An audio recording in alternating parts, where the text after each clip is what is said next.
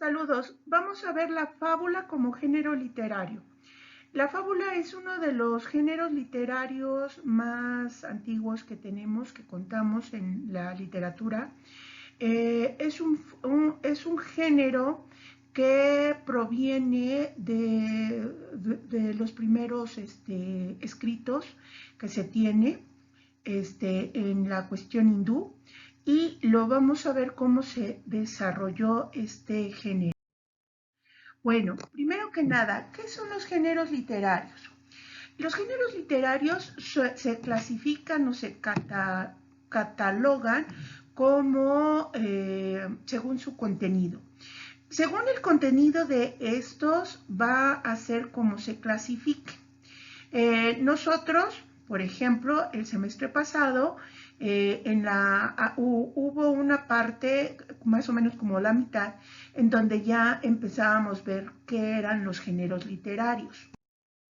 Básicamente, nosotros nos acordamos de tres géneros literarios: el narrativo, el lírico, y el dramático. El narrativo se puede clasificar en varias estructuras. El narrativo siempre va a contar con un narrador, uno que va a contar la historia. Ese es el género narrativo. Y puede clasificarse en cuento, novela, fábula, epopeya, épica, cuento, mito, leyenda. Todos esos pueden ser, son el género narrativo. Si ustedes se dan cuenta, cada una de esas estructuras que les nombré tienen un propósito diferente. Por lo tanto, este propósito va a estar encauzado a cuál es el mensaje que quiere dar el autor a su receptor. Entonces, por ejemplo, la lírica también tiene varios vehículos. Por ejemplo, el Mester de Clerecía, que fue en la Edad Media, el culteranismo, el conceptismo. Son tipos de forma de escritura que utilizó como vehículo la lírica. El género dramático se puede dividir en comedia, tragedia, sátira, esperpento. Bueno, muchos de esos géneros van a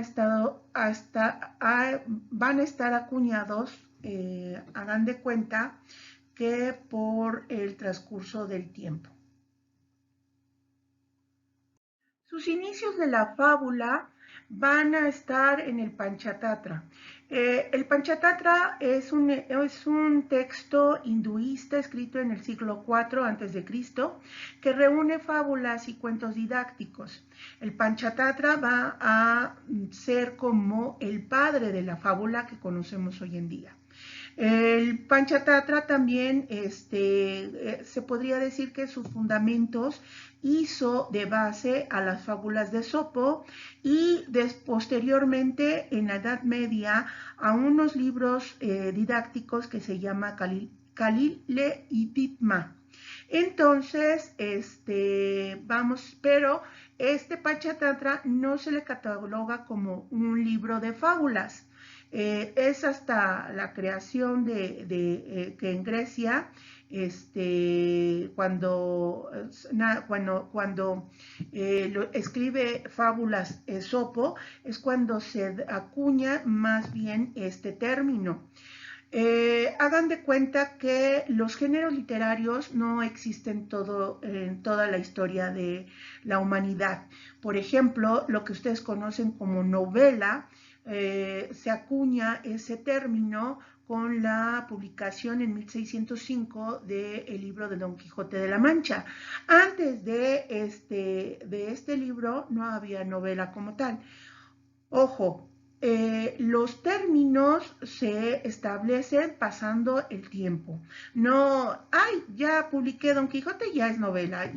No, son cambios muy lentos y que básicamente los críticos van a establecer o fundamentar pasando el tiempo de escritura de ciertos libros. En este caso, el Panchátatra es un libro antiguo que reúne fábulas y cuentos didácticos, más bien cuentos didácticos, porque en ese tiempo la palabra fábula no estaba acuñada. Pasamos en la historia, después del siglo IV, antes de Cristo, del Panchátatra, pasamos a la parábola. La parábola como género también es un discurso didáctico que se compone por tres partes. La ocasión, que es el motivo para contar la parábola, la razón que origina esto. La segunda parte es la narración en sí, y la tercera es la moraleja de la historia. Si ustedes se dan cuenta, todas lo que compone la fábula, la parábola o el Panchátatra es que viene con un mensaje o una moraleja para incitar al oyente que haga lo correcto, moralmente hablando. Este es su principal propósito. ¿Por qué creen que estos textos nos lo dejaban leer de niños? Era para enseñarnos qué era lo bueno, lo aceptable, lo correcto de hacer. Si nosotros no estábamos capacitados desde niños para hacer lo correcto, pues como humanidad ya hubiéramos perecido. Pero esa es la importancia de la fábula y también su peor, se podría decir que también fue su acabose, por el cual ya la fábula no se crea, no hay nuevas betas o escritores que hagan fábulas, no, la beta se terminó, ya es un género terminado, finiquitado, pero que todavía se sigue leyendo, pero no se sigue fomentando a la escritura o a la creación. Llegamos al siglo VI a.C.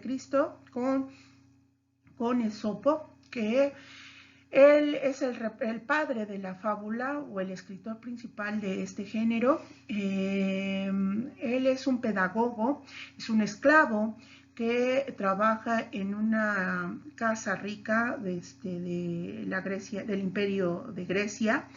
¿Y cuál era su función? Su función era educar a los hijos de la clase imperante, y era una persona muy sabia, era una persona, creo que también era una persona con deformidades, pero eso no tiene nada que ver, y muy talentosa en la construcción de las fábulas. Las fábulas que generalmente nosotros hemos leído, por ejemplo, como el conejo y la liebre, lo han escrito él. Pero la función de la fábula o las características de la fábula, él las estableció. Ustedes dirán, ¿por qué si el Panchátatra está escrito en el siglo IV a.C. y Esopo vivió en el siglo VI? Ojo, una cosa es que los escritos hayan sido pues descubiertos o obtenidos en una fecha, pero antes de la escritura viene siendo la cultura oral. La oralidad tiene muchos años, miles de años. Por ejemplo, el mito realmente no es que se haya escrito en piedra o en papel, sino que es una tradición puramente oral. Entonces, muchos de estos cuentos didácticos que están en el Panchátatra se pasaron de generación en generación y educaron a ciertos sectores. Entonces, no dudamos que Esopo haya absorbido muchos de estos cuentos o relatos, mejor dicho, a través de la oralidad, que Esopo ya lo supo plasmar en papel y en tinta. Pero, ¿cuáles son las características de este género? Que son relatos cortos, que los personajes son animales, que tienen una moraleja, una cuestión didáctica. Y pasamos al otro género que también proviene de la fábula. Bueno, aquí está la estructura de una fábula, que es el inicio, que es la presentación de los personajes, el desarrollo, que es el nudo y el conflicto, el desenlace, que es la solución del conflicto y que viene con una moraleja que requiere dejar una enseñanza al lector. Bueno, pasamos a unos textos en la literatura medieval que se llama exemplos. Los ejemplos con X, exemplos. Los exemplos viene siendo como un tipo de fábulas y el representante aquí es el conde Lucanor. Estamos hablando del siglo XIV. El conde Lucanor de Juan Manuel. Bueno, estos ejemplos son los hijos de los, ¿cómo se llama? De las fábulas del estilo griego. Y los ejemplos también tienen el propósito de educar a las familias nobles, a las familias de las familias pudientes o de jerarquía mayor. También como los griegos, también como los hindúes. O indios, todavía no me acostumbro a decirle indios, pero bueno. Los ejemplos tienen la misma estructura. Algunos sí son de personajes, no, perdón, pero cambia la cuestión de que los personajes ya no son animales, son personas, y siempre con este afán de educar a las otras personas. Ya cuando brincamos al neoclasicismo, hay dos señores importantes o dos escritores importantes que van a ser igual fábulas, pero a diferencia de los ejemplos o del Panchátatra o de Esopo, mejor dicho, estos dos autores se fusilaron toda la obra de Esopo. Félix María de Samaniego es un autor neoclásico que se va a piratear la mayoría de las fábulas de Esopo, les va a cambiar unas cuantas cosas y las va a publicar bajo su nombre. Plagio. La Fontier también es otro fabulista, pero la cuestión aquí es que el mensaje va a cambiar, o el propósito, mejor dicho. El mensaje no, porque el mensaje es la moraleja, pero el propósito sí va a cambiar. Si nosotros vemos los ejemplos, las fábulas y el Panchátatra, nosotros estamos ante obras que eran propias para educar a los príncipes y monarcas.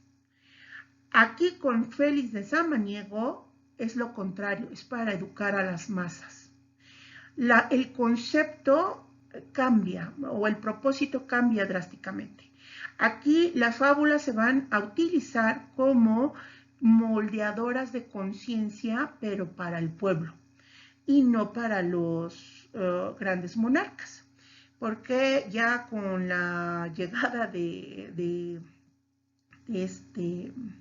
príncipe de Maquiavelo, pues los monarcas ya hacen lo que quieran y es la impunidad a más no poder. Bueno, siempre lo ha sido, pero ahorita con licencia, ahora sí con licencia para matar.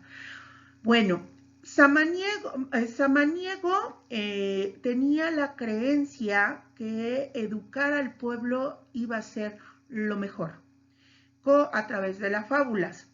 El problema aquí es que ya no tenían una voz de autoridad estos personajes, por decirlo así.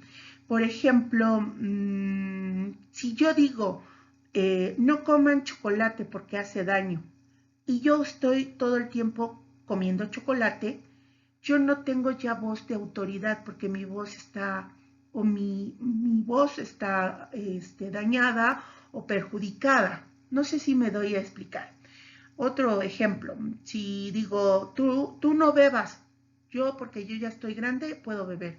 Y me doy unas emborrachadas, unas borracheras todos los sábados y domingos, ¿no? Perdió mi voz, autoridad, a eso se refiere. Este personaje de Félix de Samaniego quería educar a la gente, sin embargo, era de doble trasfondo su intención. Entonces, como que no fue tan creíble su propósito. Incluso cuando veamos este neoclasicismo, Félix de Samaniego tiene un libro que se llama El Jardín de Venus. Y es un libro erótico muy, muy, muy, muy, muy bueno en sentidos de que te entretiene, muy chistoso. Sin embargo, pues se ve que ese libro lo disfrutó más que las fábulas. Las fábulas las plagió, el otro libro lo creó él mismo. Entonces, a eso me refiero con que si él quería educar, pues no estaba muy bien como para educar a la gente a una moral recta y pues pura, ¿no? Es como incongruente en su forma de ser.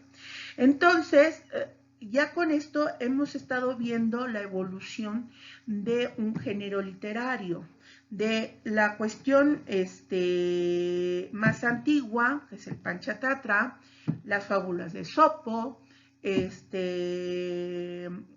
la parábola, que también viene siendo del mismo tiempo que las fábulas de Esopo, en la Edad Media, lo que es los ejemplos, el libro del Conde Lucanor o los cuentos del Khalida Dinma, eso no lo vamos a leer porque realmente está en español antiguo y es muy difícil de leerlo, pero sí lecturas del Conde Lucanor.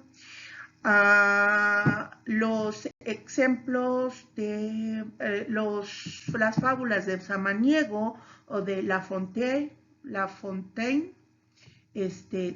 y ahora, ¿cómo se acaba? En el neoclasicismo, el género literario de la fábula pereció.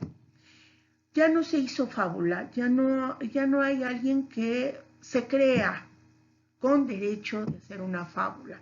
La fábula, recuerden, su principal objetivo era educar. Y como las cosas cambiaron y pues ya nadie está para educar a nadie, pues obviamente el género decayó. ¿Y qué es lo que ocurrió? Pues salió la antifábula. ¿Qué es la antifábula? Vamos a ver un ejemplo. La antifábula. Yo les voy a dejar leer la fábula de la lechera. Vamos a leer la antifábula de la lechera. El dueño de la granja en la que trabajaba le regaló un cántaro de leche. Como era una mujer con iniciativa, fue al mercado y lo vendió. Con el dinero que le dieron adquirió varios pollos. Pasó noches en vela vigilando el gallinero, pues los zorros no paraban de matar pollos. Al cabo de un par de fatigosos años ahorró lo suficiente para comprar un cerdo. Lo engordó y cuando llegó noviembre pudo venderlo. Compró un ternero y una vaca. El ternero murió repentinamente, pero la vaca le daba leche que vendía en el mercado. Fue comprando más pollos. Se desvivió por cuidarlos y por seguir vendiendo leche. Compró más cerdos, que enfermaron de triquinosis. Después de sacrificarlos, ahorró durante un tiempo para comprar varios lechones. Al cabo de 25 años tenía una granja con 6 vacas, 10 cerdos y casi 100 pollos y gallinas. Trabajaba de sol a sol, ordeñaba las vacas, recogía los huevos, cuidaba los cerdos, sacrificaba los pollos e iba al mercado a venderlos.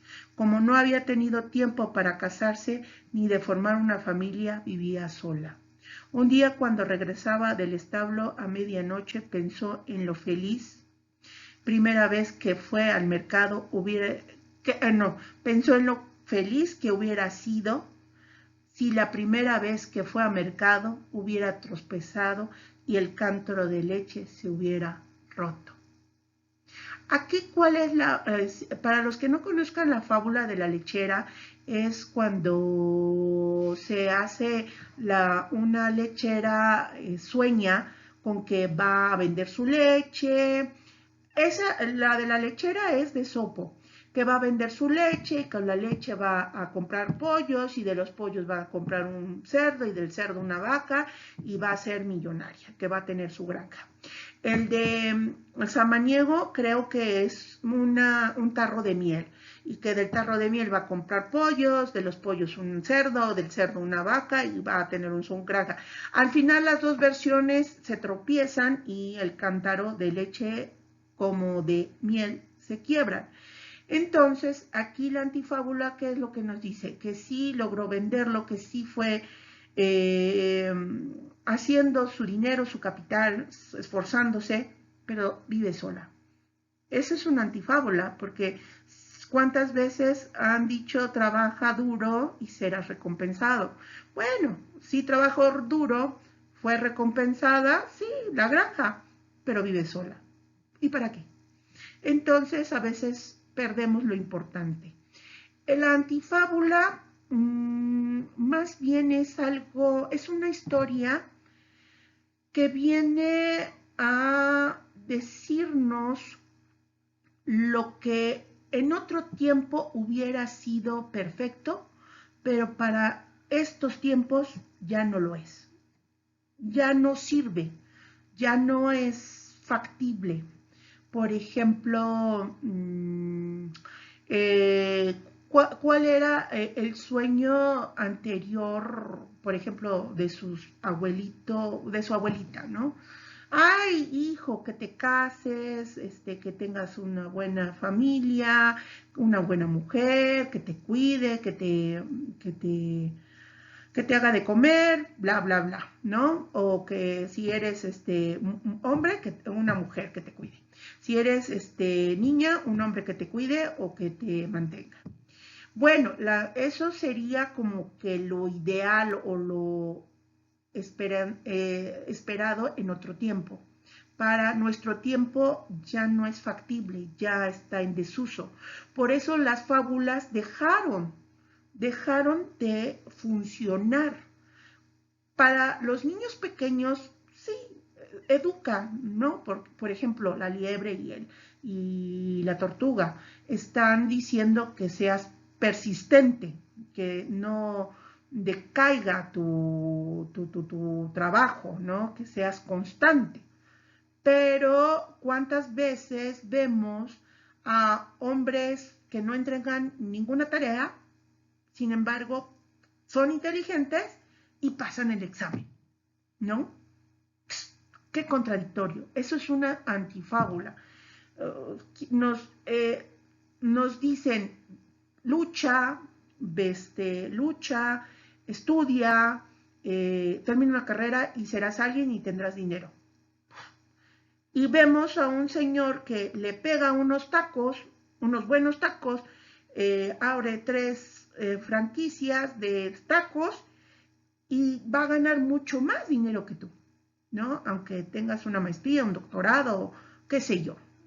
Entonces, ya no estamos en tiempos de que lo mejor o lo más adecuado es, mejor dicho, ya no estamos en los tiempos de que lo más adecuado es lo mejor, sino nuestra capacidad de percibir el mundo ha cambiado y por lo tanto el género fabulístico pereció y dio cabida a esta nueva forma de expresarse, la antifábula.